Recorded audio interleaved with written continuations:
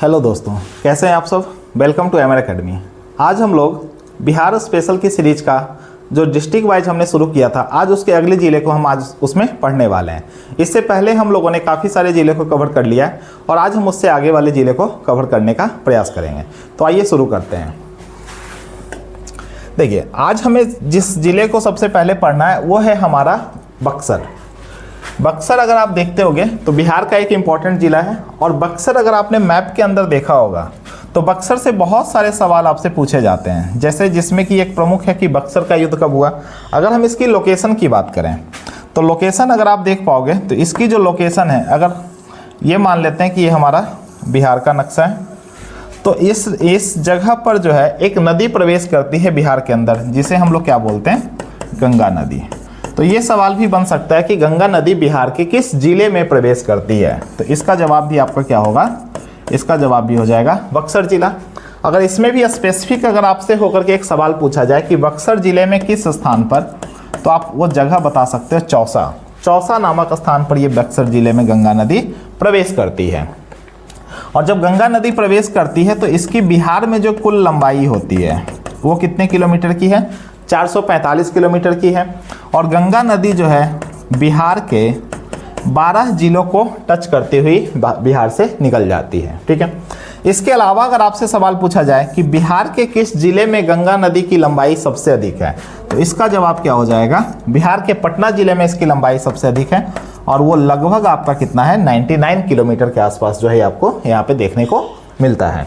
अब इससे पहले वाले पेज पे हम लोग चलते हैं। तो यहाँ पे आप लोग देख पा रहे होंगे कि हिस्टोरिकल ये जो उससे फैक्ट है उसके बारे में हमें समझना है। तो देखिए, सबसे पहले एक बहुत फेमस मंदिर है जिसको हम लोग बोलते हैं ब्रह्मनेश्वर नाथ मंदिर। ब्रह्मेश्वर नाथ मंदिर, ब्रह्मेश्वर नाथ मंदिर भी आपको कहाँ देखने को मिलेगा, ये आपको देखने को मिलता है यहीं पे। अब दूसरा सवाल इससे ये बन सकता है कि ये किस लॉर्ड मतलब किस भगवान से संबंधित है, तो ये लॉर्ड शिवा से संबंधित होता है, शिव जी से संबंधित है। इसके बाद अगर यहाँ पे हमने पॉइंट इसको पहले देख लिया कि गंगा नदी जो है वो बिहार के किस स्थान से प्रवेश करेगी, तो चौसा से स्थान से प्रवेश करेगी और वो बक्सर के अंदर जाती है।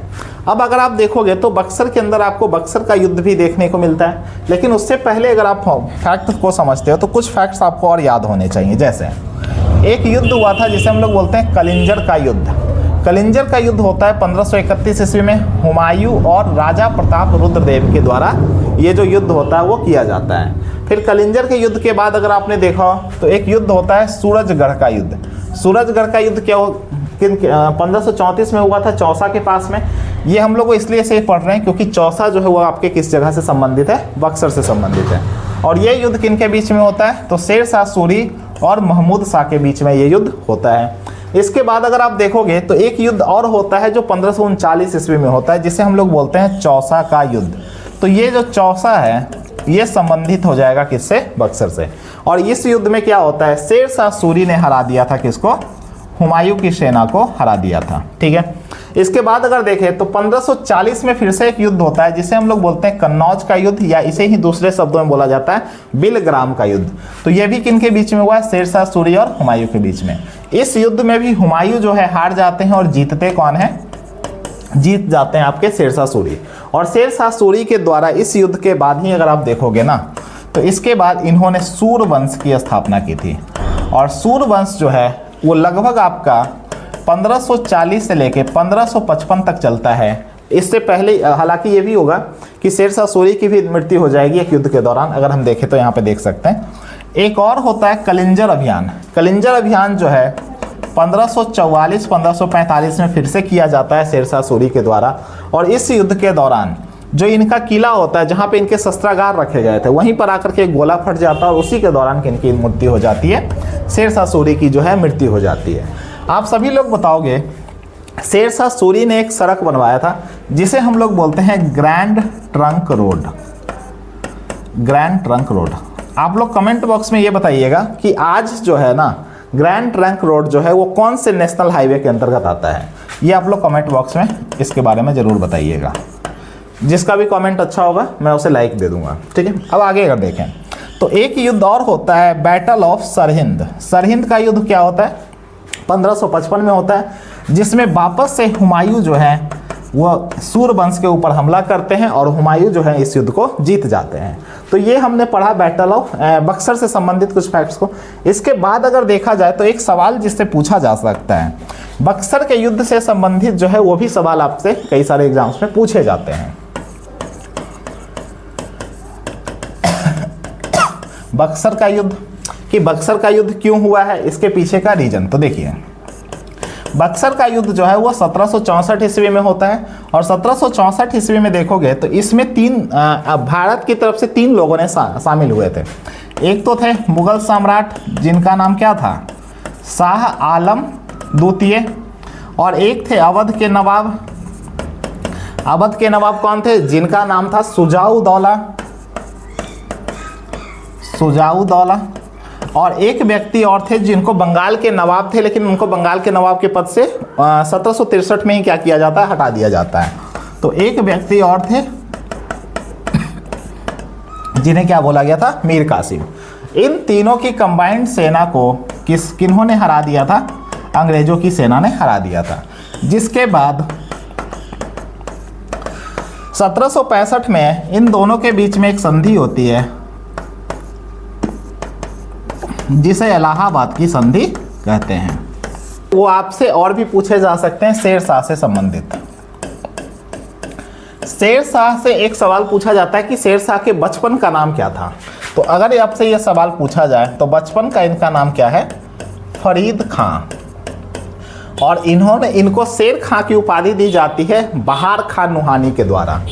एक व्यक्ति और हैं जिनका नाम क्या है, बहार खां नुहानी, और बहार खां के नुहानी के द्वारा ही इनको किस चीज़ की उपाधि दी जाएगी, शेर खां की उपाधि दी जाती है।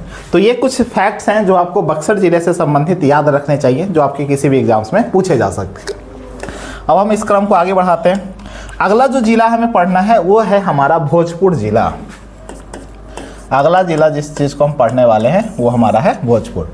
और भोजपुर जिला के बारे में जब आप पढ़ते हो तो आपको एक व्यक्ति का नाम समझ में आता है जिनका नाम क्या है, वीर कुंवर सिंह। तो वीर कुंवर सिंह के बारे में थोड़ी बहुत जानकारी ले लेते हैं, जिनका संबंध कहाँ है, भोजपुर जिला से है। अगर आप भोजपुर जिला नहीं जानते तो आपने आरा का नाम जरूर सुना होगा। तो ये इनका संबंध जो है वो कहाँ से मिलेगा, आपको आरा से मिल जाएगा। अब देखिए, इनका जन्म कब होता है, 13 नवंबर 1777 को, और इनकी मृत्यु हो जाती है 26 अप्रैल 1858 को। इनके पिताजी का नाम था साहेब जादा सिंह और माताजी का नाम था पंचरत्न कुंवर देवी। तो ये इनके माताजी और इनके पिताजी होते हैं। अब इनका संबंध हम लोग इनको पढ़ते क्यों हैं, तो इनके पीछे का रीजन क्या है, 1857 की क्रांति में जब इनकी अवस्था लगभग 79-80 ईयर की हो गई थी ना, तब जाकर के इनका जो जगदीशपुर होता है, जगदीशपुर में क्या करते हैं, जगदीशपुर से इन्होंने क्या किया था, अंग्रेजों को भगाने का प्रयास किया था। मतलब ये बिहार में अगर देखा जाए तो बिहार में जैसे एक पीर अली का नाम आता है जो पटना से जिन्होंने नेतृत्व किया है, उसी तरह से अगर जगदीशपुर से आपसे पूछा जाए या आरा से पूछा जाए तो आप किनका नाम लोगे, कुंवर सिंह जी का नाम लोगे। अल्टीमेटली फिर एक घटना होती है 23 अप्रैल 1858 को।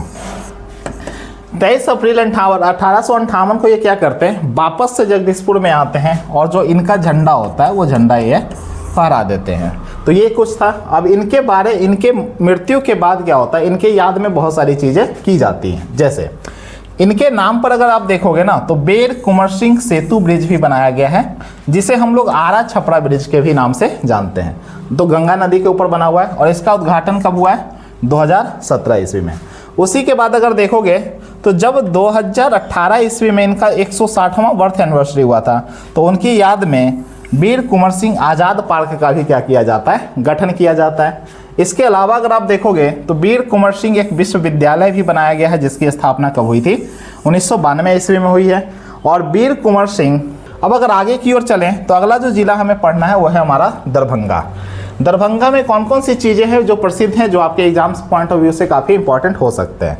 तो सबसे पहले एक बिहारी जी मंदिर है जो कहाँ पर आपको मिलेगा, बिहारी जी टेम्पल आपको कहाँ देखने को मिलता है, यहीं पे। दूसरा श्यामा टेम्पल जो है वो किस देवी को संबंधित है, काली जी को संबंधित है।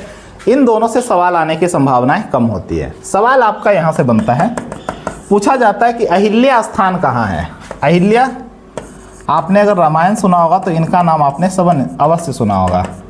अहिल्या को उनके पति ने श्राप दे दिया था और राम जी के जब चरण पड़े तो वापस से क्या होती है, पत्थर से इंसान के रूप में आज परिवर्तित हो जाती हैं। तो अहिल्या स्थान भी आपको किस जिले में देखने को मिलेगा, दरभंगा में। अब ये दोनों सवाल आपके लिए काफ़ी इंपॉर्टेंट हो जाते हैं। जैसे ललित नारायण मिथिला यूनिवर्सिटी कहाँ पर है, ये सवाल पूछा जा चुका है कई बार बीपीएससी के एग्जाम में, तो ये आप बताओगे कि ये कहाँ पर होगा, दरभंगा के अंदर। उसके अलावा कामेश्वर सिंह संस्कृत विश्वविद्यालय, ये भी कहाँ पर है, ये भी आपका दरभंगा में है। और ये दोनों सवाल जो है आपसे कई सारे बीपीएससी के एग्जाम्स में पूछे जा चुके हैं, तो ये दोनों पॉइंट आपको याद रखना होगा। अब अगले जिले की ओर बढ़ते हैं। अगला जिला जो हमें पढ़ना है वो है हमारा पूर्वी चंपारण। अगला जिला जिसे हमें पढ़ना है वो है हमारा पूर्वी चंपारण। पूर्वी चंपारण में ही देखोगे तो आपको जो अशोक के पिलर होते हैं, जिसको लौरिया अरेराज भी बोला जाता है, तो लौरिया अरेराज जो है वो आपको कहाँ से मिला है, पूर्वी चंपारण से मिला है, जो कि किसका पिलर है, अशोक के जो पिलर स्तंभ बनाए गए थे उन स्तंभों में से एक था। उसके अलावा इससे सवाल आने के चांसेस कम होते हैं। गांधी संग्रहालय, ये सवाल पूछा गया है और बीपीएससी के एग्जाम में गांधी जी और कुंवर सिंह, इससे सवाल पूछने की संभावना थोड़ी सी अधिक होती है। तो अगर आपसे पूछा गया कि गांधी संग्रहालय बिहार के किस जिले में है, तो आप क्या बताओगे, पूर्वी चंपारण में। उसके बाद इसी जगह पर एक स्थान है जिसे बोला जाता है रक्सौल। रक्सौल, तो रक्सौल को हम एक दूसरे नाम से भी जानते हैं, गेटवे ऑफ नेपाल। मतलब नेपाल जाने का रास्ता अगर कहीं से आपको मिलेगा तो रक्सौल से ही मिलेगा, इसीलिए हम लोग इसको किस नाम से भी जानते हैं, गेटवे ऑफ नेपाल। उसके बाद अगर देखोगे तो एक शिव मंदिर भी है, सोमेश्वर शिव मंदिर। उसके अलावा अगर देखा जाए तो लैंड ऑफ पीकॉक, ये सवाल पूछा जा सकता है कि लैंड ऑफ पीकॉक जो है बिहार के किस जिले को कहते हैं, यानी कि मोर, क्योंकि यहाँ पे मोरों की संख्या क्या है, अधिक पाई जाती है, इसलिए मोरों की संख्या बिहार में सबसे ज़्यादा आपको कहाँ देखने को मिलेगा, ईस्ट चंपारण देखने को मिलेगा। अच्छा, इससे रिलेटेड अगर आप चर्चा आई है तो आप कुछ फैक्ट्स को बता देना। अगर मैं पूछूं बिहार का राजकीय पशु क्या है, तो आप क्या बताओगे, बिहार का राजकीय पशु है बैल। बिहार का राजकीय फूल कौन सा है, तो फूल होता है गेंदा। बिहार का राजकीय पक्षी कौन सा है, तो पक्षी हो जाता है गौरैया। अब ये सवाल तो आपने कई बार सुना होगा। अब एक सवाल ऐसा होता है, बिहार का राजकीय खेल कौन सा है। जैसे भारत का राष्ट्रीय खेल हॉकी होता है, उसी तरह से बिहार का जो राजकीय खेल होता है वो होता है कबड्डी। ये आप याद रख लीजिएगा, इससे सवाल पूछने की संभावना अधिक होती है। अगला जो जिला हमें पढ़ना है वो जिला हमारा कौन सा है, गया। गया का नाम आपने जरूर सुना होगा। बोध गया भी कहाँ पर, आप बोध गया या गया का नाम आपने सुना होगा। जो किस धर्म से संबंधित है, वो संबंधित हो जाता है आपका बौद्ध धर्म से संबंधित है। तो देखिए, बोध गया is famous holy place of Buddhist. तो बौद्ध धर्म के हिसाब से क्या है, ये एक पवित्र स्थल है। दूसरा, अशोक विजिटेड हियर, अशोक यहाँ पे आए थे। अच्छा, एक सवाल यहाँ पे आप लोग बताना, अशोक की जब उन्होंने शासन व्यवस्था संभाली थी, अशोक जब राजा बनते हैं तो उन्होंने अपने शासन काल के, मतलब राजा बनने के कितने वर्ष के बाद उन्होंने बोध गया की यात्रा की, तो इसका जवाब होगा 10 वर्ष। अच्छा, राजा जैसे देखोगे तो लगभग ये जो घटना है, आपने कलिंग युद्ध के बारे में सुना होगा, कलिंग युद्ध का भी संबंध किससे होता है, अशोका से होता है। तो ये सवाल भी पूछा जाता है कि राजा बनने के कितने वर्षों के बाद अशोक जो है वो कलिंग युद्ध करने गए, या राजा बनने के बाद अशोक ने कितने वर्षों के बाद बोध गया की यात्रा की। तो ऐसे सवाल भी कई बार आपसे पूछे जाते हैं। तो अशोक जो है 10 वर्ष के बाद कहाँ पे आते हैं, बोध गया में आते हैं, और built the first temple at बोध गया। और बोध गया में जो पहला मंदिर होता है वो भी किनके द्वारा बनवाया जाता है, वो हमारे अशोक जी के द्वारा, अशोक सम्राट अशोक जी के द्वारा बनाया जाता है। इसके बाद अगर देखोगे ना, ये सवाल आपके लिए काफ़ी इंपॉर्टेंट हो जाता है। देखिएगा, ये सवाल ये है कि भारतीय राष्ट्रीय कांग्रेस, क्योंकि भारतीय राष्ट्रीय कांग्रेस तो है एक ही 1885 ईस्वी में बनता है, उसका जो एक अधिवेशन होता है वो बिहार के अंदर हुआ था। 1922 ईस्वी में जो उसका अधिवेशन होता है वो बिहार के गया जिले में होता है। तो ये चीज़ एक सवाल पूछा जा सकता है। दूसरा, उस समय जो इनके प्रेसिडेंट थे वो कौन थे, तो उस समय चित्तरंजन दास थे, CR दास भी इनको आप बोलते हो। उस समय कांग्रेस के प्रेसिडेंट कौन थे। यहाँ पर एक सवाल आपसे और पूछा जा सकता है, बिहार में इंडियन नेशनल कांग्रेस के कुल कितनी बैठकें हुई हैं और कब कब हुई हैं, ये सवाल आपसे पूछा जा सकता है। कौन सा सेशन हुआ, जैसे देखो तो अगर आईएनसी की बात करें तो आईएनसी की जो स्थापना है वो कब हुई है? 1885 ईस्वी में। आईएनसी की जो संस्थापक थे, इनके जो पहले अध्यक्ष होंगे, पहले अध्यक्ष का नाम आप बता सकते हो? पहले अध्यक्ष का नाम था WC बनर्जी। तो बोमेश चंद्र बनर्जी जो होते हैं वो पहले अध्यक्ष बनते हैं। अब इससे कई सारे 2-3 सवाल और पूछ लिया जाता है। जैसे अब आपसे पूछेगा कांग्रेस के पहले पारसी अध्यक्ष कौन थे, ये एक सवाल बनता है। दूसरा पूछा जाता है कि कांग्रेस के प्रथम मुस्लिम अध्यक्ष कौन थे, और एक पूछा जाता है कि कांग्रेस के प्रथम विदेशी अध्यक्ष कौन थे, यानी कि एक अंग्रेज अध्यक्ष भी इसके बनते हैं। तो पारसी अध्यक्ष में आप याद रख सकते हो कि इनका नाम दादा भाई नौरोजी जी का। पारसी अध्यक्ष कौन थे? दादा भाई नौरोजी। अगर आपसे पूछा जाएगा कि कांग्रेस के प्रथम मुस्लिम अध्यक्ष कौन थे, तो आप याद रख सकते हो बदरुद्दीन तैयब जी। बदरुद्दीन तैयब जी। और अगर आपसे पूछा जाए कि कांग्रेस के प्रथम अंग्रेज अध्यक्ष कौन थे, तो आप यहां पे बता सकते हो जॉर्ज यूले। ठीक है, आप सभी लोग कमेंट बॉक्स में, इसका तो मैंने बता दिया 1885, एक मैं इसका भी बता देता हूं, ये कब बनते हैं? 1886 में। आप लोग कमेंट बॉक्स में मुस्लिम मतलब बदरुद्दीन तैयब जी कब बनते हैं कांग्रेस के अध्यक्ष, और जॉर्ज यूले जो है वो कांग्रेस के अध्यक्ष कब बनते हैं, इसके बारे में आप बताओगे। ठीक है, अब हम लोग इससे आगे बढ़ते हैं। अब हमने बिहार के कंटेक्स्ट में देखा जाए तो बिहार में जो इसकी बैठक होती है 3 बार हुई थी। एक बैठक होती है कब? 1912 में। एक बैठक होती है कब? 1922 में। और एक बैठक हुई थी 1939 में। 1912 में जो बैठक हुई थी, अगर आपको याद ना भी हो तो आप वहाँ से जोड़ सकते हो, ये जो होता है 27वां बैठक होता है। तो ये 27वां था, ये हमारा कौन सा हो जाएगा?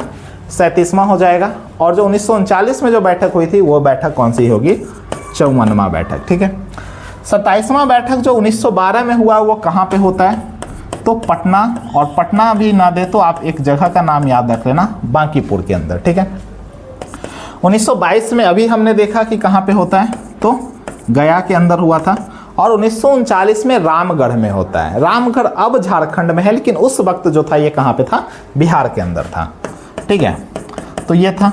अब इससे एक सवाल और बनता है कि 1912 ईस्वी में जब भारतीय राष्ट्रीय कांग्रेस की बैठक बिहार के अंदर हुई है, उस समय जो है बिहार, उस समय इंडियन नेशनल कांग्रेस के अध्यक्ष कौन है? तो आप ये नाम याद रख लेना, RN मुंडोलकर। इनका नाम क्या है? RN मुंडोलकर। ठीक है, गया वाले में अभी आपने देखा इनका नाम क्या था? CR दास। और 1939 में जो रामगढ़ के अंदर बैठक होती है उस समय कौन थे? उस समय थे अबुल कलाम आजाद। ठीक है, तो ये कुछ बैठकें हुई थी। ये माफ़ कीजिएगा 1939 नहीं है, ये 1940 है, क्योंकि 1940 में तो जो कांग्रेस के अध्यक्ष थे वो हमारे कौन थे? सुभाष चंद्र बोस जी थे। लेकिन उन्हें किसी, अच्छा यहाँ से एक वो भी फैक्ट मैं आपको यहाँ बता देता हूँ। 1939 और 1938 में कांग्रेस के अध्यक्ष कौन बनते हैं? ये बनते हैं हमारे सुभाष चंद्र बोस जी। अच्छा, जब 1938 में उनका कार्यकाल पूरा हो गया था ना, तो 1939 में जब वो दोबारा कांग्रेस के अध्यक्ष पद के लिए नामांकन भरने वाले थे, तो गांधी जी ने उनको विरोध किया था। और सुभाष चंद्र बोस के अगेंस्ट में एक व्यक्ति को खड़ा करते हैं जिनका नाम क्या था? पट्टाभी सीतारमैया। ये भी सवाल बनता है कि गांधी जी ने सुभाष चंद्र बोस के अगेंस्ट में किनको खड़ा किया है? पट्टाभी सीतारमैया जी को। उसके बावजूद भी क्या होता है ना, 1939 के अंदर सुभाष चंद्र बोस जो होते हैं वो अध्यक्ष पद का चुनाव जीत जाते हैं। लेकिन इनके ऊपर काफ़ी सारा दबाव बनाया जाता है, जिसके बाद ये इस्तीफा दे दिए थे। और इस्तीफा देने के बाद ये वापस जो है डॉक्टर राजेंद्र प्रसाद जी को क्या बनाया जाता है? कांग्रेस का अध्यक्ष बनाया जाता है। कांग्रेस का अध्यक्ष डॉक्टर राजेंद्र प्रसाद जी भी 3 बार बनते हैं। आप सभी लोग कमेंट बॉक्स में इसका क्या करोगे? इसका आंसर करोगे कि डॉक्टर राजेंद्र प्रसाद जी 3 बार कब कब जो है वो कांग्रेस के अध्यक्ष बनते हैं। ठीक है, और ये बिहार से संबंधित है, तो ये तो आपको बिल्कुल याद होना ही चाहिए। इससे सवाल पूछने की अधिक संभावना है एग्जाम्स के अंदर। ठीक है, अब अगर देखा जाए तो क्या गया के अंदर कौन कौन सी चीज़ें हैं जो ज़्यादा फेमस हैं? तो तिलकुट यहाँ पे बनता है, अगरबत्ती मैन्युफैक्चरिंग होती है, अगरबत्ती वगैरह के कारखाने बनाए जाते हैं। बट इनसे सवाल नहीं आएगा। सवाल आपका पूछा जाएगा विष्णुपद मंदिर से कि विष्णुपद मंदिर जो है वो कहाँ पर है? तो गया के अंदर होगा। उसके बाद महाबोधि मंदिर कहाँ है, वो भी आपका कहाँ पे मिलेगा, गया के अंदर। और एक सवाल पूछा जाता है Gautam Buddha wild life sanctuary, Gautam Buddha वन्य जीव अभ्यारण्य जो है वो भी कहाँ पर है, वो भी गया में है। और इसकी स्थापना कब हुई थी, 1976 ईस्वी में हुई थी। ये गया से रिलेटेड फैक्ट्स हैं। इसके अलावा अगर आप देखोगे ना तो एक सवाल विष्णुपद मंदिर से और पूछा जाता है, जिसके बारे में अभी हम चर्चा करते हैं। तो देखिए, अगर आप देख पा रहे होगे तो आपने पढ़ा कि जो विष्णुपद मंदिर है वो कहाँ पर है, गया के अंदर। एक सवाल इससे बनता है कि ये किस नदी के किनारे हैं, तो ये आप याद रख लेना, ये फल्गु नदी आप इसे बोल सकते हो, या इसी का दूसरा नाम होता है निरंजना। तो ये दोनों नाम में से कोई भी एक नाम आपको ऑप्शन में देगा। तो विष्णुपद मंदिर जो होगा वो किस नदी के किनारे है, फल्गु नदी और निरंजना नदी। अभी क्या होता है, एक मान्यता है कि फल्गु नदी को श्राप मिला था, सीता जी के द्वारा श्राप दिया गया था, और उस श्राप के कारण क्या होता है ना, इस नदी में पानी टिकता ही नहीं है, पानी ठहरता नहीं है। तो अभी बिहार की सरकार ने क्या बोला, अच्छा विष्णुपद मंदिर जो है या गया जो है वो किस चीज़ के लिए प्रसिद्ध है, हिंदुओं में एक प्रथा चलती है जिसे हम लोग बोलते हैं पिंडदान। पिंडदान करने के लिए आपको कहाँ पे आना पड़ेगा, गया के अंदर आना पड़ेगा, ठीक है। और गया के अंदर आओगे तो आपको किस नदी का पानी का इस्तेमाल करना होगा, फल्गु नदी। लेकिन फल्गु नदी में तो पानी टिकता ही नहीं है, तो इसके लिए बिहार की सरकार ने इस पर एक रबर डैम बनाया है, रबर डैम बनवाया है। अगर आप देखोगे तो यहाँ से आप पिक्चर्स में देख पा रहे होगे, ये जो आप यहाँ पे पिक्चर देख पा रहे हो ये क्या है, रबर डैम की पिक्चर है। अब रबर डैम के कारण क्या होता है, इस यहाँ पे पानी आपको ठहर जाता है। अब रबर डैम से संबंधित कुछ सवाल पूछे जा सकते हैं, जैसे रबर डैम की कुल लंबाई कितनी है, मतलब अगर आप इसकी लेंथ की बात करोगे तो ये लगभग आपका कितना हो जाता है, 411 मीटर। इसकी हाइट यानी कि जो यहाँ से ज़मीन से इसकी हाइट होगी वो लगभग कितना है, 3 मीटर के आसपास होता है। अगर इसके डैम के दीवार की मिलीमीटर, अगर ये विड्थ की बात की जाए तो ये लगभग आपका कितना है, 17 मिलीमीटर जो होता है वो चौड़ा होता है। इस नदी के कारण, इस डैम के कारण क्या होता है, एक तरफ तो पानी भरा रहता है, दूसरे तरफ जो होता है वो सूख जाता है।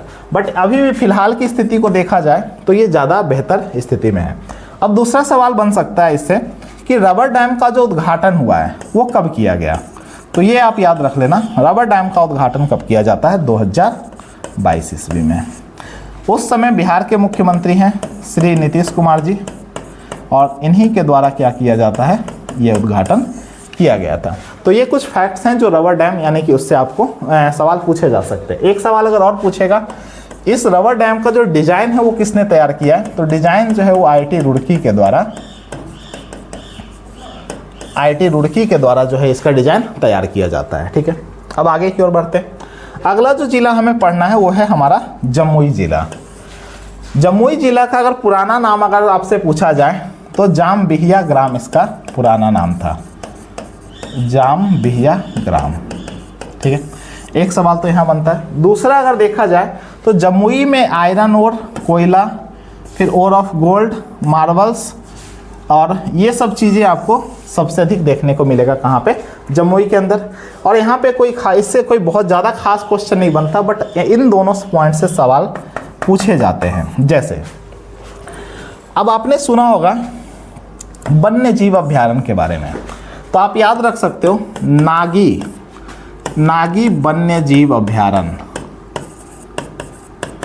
और एक आपने देखा होगा नक्की, माफ कीजिएगा ना आधा की नक्की वन्य जीव अभ्यारण्य। ये दोनों कहाँ पर हैं, इनसे सवाल पूछा जाता है। ये दोनों कहाँ पर हैं, जमुई में, और ये दोनों वेटलैंड्स भी हैं, ये वेटलैंड्स में है। वेटलैंड्स आप लोग जानते हो, हम लोग अगर इसे बोला जाए तो इसे हम लोग क्या बोलते हैं, आर्द्र भूमि। तो बिहार में कुल 3 आर्द्र भूमि हैं, ये भी आपको मैं अभी बताता हूँ। बिहार में कुल आर्द्र भूमि की संख्या 3 है। पहला तो आपका हो जाएगा नागी वन्य जीव अभ्यारण्य या नागी वेटलैंड्स, दूसरा जो होता है वो नक्की हो जाता है, और तीसरा जो आर्द्र भूमि होता है उसे हम लोग बोलते हैं कांवर झील। कांवर झील कल हम लोगों ने पढ़ा था, कल की क्लास में जो झीला वाला सीरीज था, कि कांवर झील जो है वो एशिया का क्या है, एशिया का लार्जेस्ट ऑक्सबो लेक है। और ये कहाँ पर होगा आपका, ये आपका बेगूसराय के अंदर देखने को मिलता है। तो ये कुछ सवाल हैं जो आपको जमुई से पूछे जा सकते हैं। अब अगले टॉपिक की ओर बढ़ते हैं। अगला जो हमें पढ़ना है वो है हमारा जहानाबाद। तो देखिए जहानाबाद में अगर आप देखते होगे तो जहानाबाद से रिलेटेड कुछ ही सवाल बनते हैं जो आपको एग्जाम्स में पूछे जाते हैं। जैसे बराबर की पहाड़ियाँ कहाँ है, तो एक सवाल तो ये बन जाता है कि बराबर की पहाड़ियाँ कहाँ है, आपको यहीं पे देखने को मिलेगा। दूसरा नागार्जुन की पहाड़ियाँ, तो ये दोनों आपको कहाँ देखने को मिलेगा, आपको यहीं देखने को मिलेगा। इससे रिलेटेड एक प्रश्न और पूछा जाता है कि बराबर की पहाड़ी और नागार्जुन की पहाड़ी को किस संप्रदाय के लिए रखा गया था सुरक्षित, तो आजीवक संप्रदाय जो होते हैं उनके लिए क्या किया जाता है, इनको सुरक्षित रखा जाता है। अब एक सवाल यहाँ पे और बनता है, आप लोग इसमें बताओगे आजीवक संप्रदाय का मोटो क्या था, यानी कि इनका जो लक्ष्य होता है वो क्या होता है। आजीवक संप्रदाय जो है वो किस चीज़ों में विश्वास रखते थे, यहाँ पर इनका हो जाएगा, ये लोग पहले से ही मानते थे कि आपका जो कर्म है ना वो पहले ही लिखा जा चुका है। तो इनका क्या मानना था कि आपका कर्म पहले ही लिखा जा चुका है।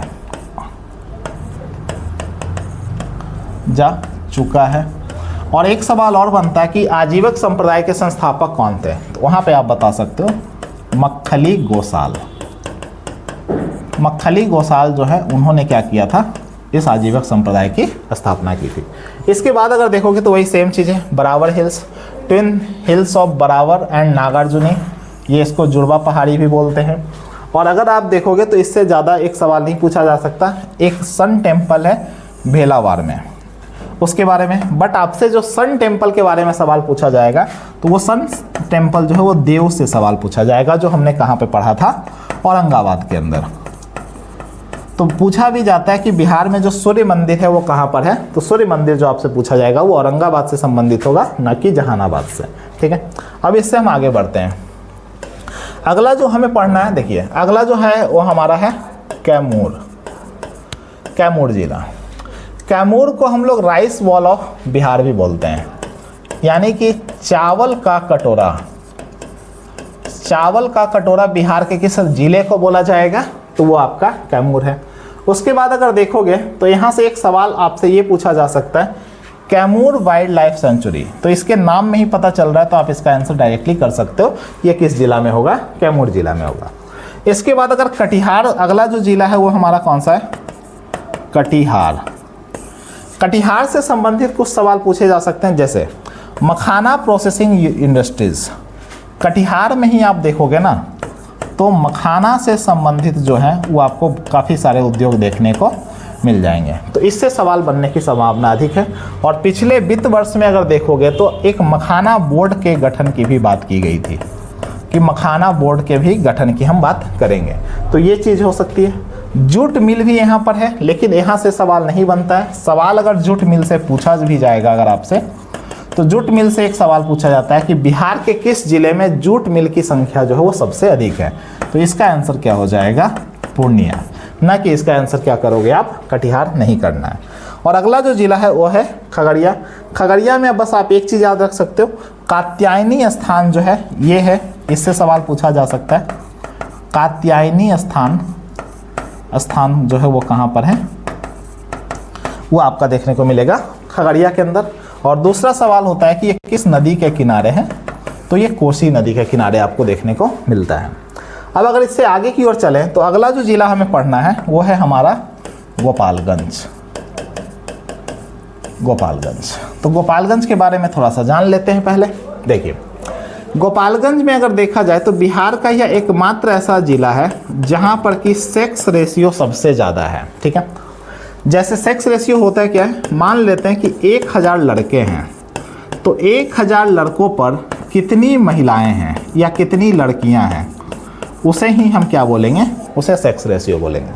बिहार में सबसे ज़्यादा सेक्स रेशियो, ये इसका आंकड़ा 2021 के अनुसार 2011 के अनुसार से अगर आप देखोगे तो लगभग 1021 लड़कियां पाई जाती हैं, कहाँ पे, 1000 लड़कों के ऊपर। तो सेक्स रेशियो बिहार में सबसे ज़्यादा अगर कहीं देखने को मिलेगा तो कहाँ पर है, वो आपका गोपालगंज में है। ठीक है, दूसरा सवाल, इसे हम लोग बोलते हैं बिहार के अनाज का भंडारण। अगर बिहार में अनाज का उत्पादन की बात करें, बिहार के अनाज भंडारण, अनाज का भंडारण, तो वो आपको कहाँ देखने को मिलेगा? वो भी आपको गोपालगंज में देखने को मिलेगा। यहाँ कुल 4 शुगर मिल जो हैं वो एक्टिव है। 4 चीनी मिल जो हैं वो आपको कहाँ देखने को मिलते हैं? गोपालगंज के अंदर।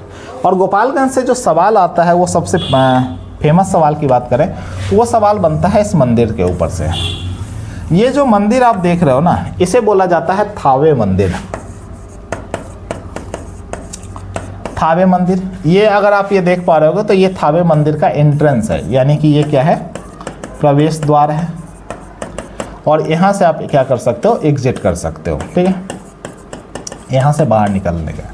उसके अलावा अगर इनकी कहानी को समझें कि अब थावे मंदिर की विशेषता क्या है, इन्हें जो है सिंहासनी देवी के भी नाम से जानते हैं, सिंहासनी देवी। तो ये आखिरकार इस मंदिर की विशेषता क्या है और इसकी कहानी क्या है, तो इसके बारे में थोड़ा सा हम लोग समझते हैं। तो देखिए, एक जगह है इसके पास में ही जिसे हम लोग बोलते हैं हथुआ। गोपालगंज से ये लगभग जो आपको थावे मंदिर है वो 6 से 7 किलोमीटर की दूरी पर मिलेगा। एक जगह है हथुआ, और हथुआ के राजा जो थे ना, लगभग इस मंदिर का जो निर्माण काल है वो बताया जाता है कि लगभग 300 साल पहले इसका निर्माण काल हुआ था। तो कहानी ये है कि हथुआ के जो राजा थे उन्होंने क्या किया था, उन्होंने उस समय अकाल पड़ता है इस पूरे क्षेत्र के अंदर, और हथुआ के राजा ने अपने जो प्रजा होती है उनको कोई रियायत नहीं दी थी। उसी के क्रम में जो एक भगत हैं, आपको यहाँ पे दिख पा रहे होंगे, रहसु भगत। तो रहसु भगत क्या करते हैं, जो कामाख्या देवी मंदिर है, कहाँ पे? गुवाहाटी के अंदर कामाख्या देवी जी का जो मंदिर है, तो वहाँ से उन माता का आवाहन किया जाता है। और उनका जब आवाहन किया जाता है तो उन्हीं के आवाहन पे बोलते हैं कि वो माता जी जो हैं वो यहाँ पे आती हैं, और उन्हीं के उपलक्ष्य में क्या होता है, ये मंदिर का निर्माण किया जाता है। अब इस मंदिर तो बन गया, मतलब मूर्तियाँ तो वहाँ पे हो गई, लेकिन मंदिर का जो निर्माण होता है उसके लिए भी एक कहानी है। बाद में जो हथुआ के राजा बनते हैं उनका नाम था राजा युवराज शाही बहादुर। उनका नाम क्या है? राजा युवराज शाही बहादुर। ये एक बार गए हुए थे कहाँ पे? बंगाल पे आक्रमण करने के लिए, बंगाल के क्षेत्र में गए थे। तो रात में इनको सपने में एक जगह स्थान दिखता है, और उसको उनको सपने में आता है कि इस स्थान पे क्या करना चाहिए, एक मंदिर का निर्माण कराना चाहिए। तो बाद में राजा युवराज शाही बहादुर के द्वारा ही क्या किया जाता है, यहाँ पे मंदिर का निर्माण करवाया जाता है। तो ये बहुत फेमस मंदिर है। आपसे सवाल जरूर पूछे जाएंगे कि थावे मंदिर जो है वो किस जिले में है, तो आप बता सकते हो कि गोपालगंज में। गोपालगंज से रिलेटेड एक सवाल और पूछा जाता है, जब 2019 का चुनाव हुआ था ना, जब 2019 में चुनाव हुआ था, तो पूछा जाता है कि सबसे ज़्यादा नोटा बटन जो है वो किस जिले में दबाया गया था। तो 2019 के चुनाव में जो सबसे अधिक नोटा बटन दबाने वाला जो जिला था वो हमारा कौन सा है? गोपालगंज। तो उम्मीद करते हैं कि आपने इतने जिलों तक की कहानी को अच्छे से समझा होगा। हम अगले पार्ट में और कुछ और जिलों के बारे में चर्चा करेंगे, उसके बारे में कुछ फैक्ट्स आपको बताने का प्रयास करेंगे। अगर आपको ये पसंद आ रहा है तो प्लीज़ इसे लाइक करें, शेयर करें और सब्सक्राइब करें। Thank you so much.